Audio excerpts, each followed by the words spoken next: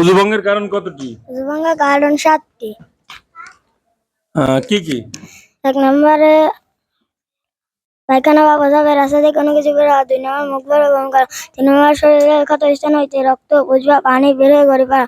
4 নম্বর থুতু বা কফের সময় রক্তের ভাগ সমান বা বেশি হওয়া। 5 নম্বরে চিৎ বা কাত হয়ে অ্যালার্ম দিয়ে ঘুম দেওয়া। 6 নম্বর পাগল মাতালো অচেতন হইলে। 7 নম্বরে নামাজের উচ্চস্বরে হাসিলে। নামাজের ভিতরে বাইরে কত ফরজ? নামাজের ভিতরে বাইরে 13 ফরজ। কি কি?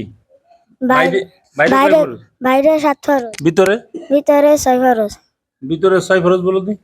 ভিতরে 6 ফরজ। তাকবীরাত তাহরিমা বলা, দাঁড়িয়ে নামাজ পড়া, কিরাত পড়া, রুকু করা, 2 সিজদা করা, আখেরি বৈঠক। দুরূদ শরীফ পড়ো।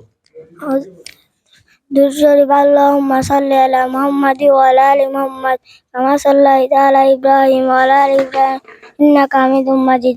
আল্লাহুম্মা বারিক আলা মুহাম্মাদি ওয়া আলা আলি মুহাম্মাদ কামা বারাকতা আলা ইব্রাহিম ওয়া আলা আলি ইব্রাহিম ইন্নাকা হামিদুম মাজিদ। তুমি সালাম দাও। আসসালামু আলাইকুম ওয়া রাহমাতুল্লাহি ওয়া বারাকাতুহু। ওয়া আলাইকুম আসসালাম ওয়া রাহমাতুল্লাহি ওয়া বারাকাতুহু।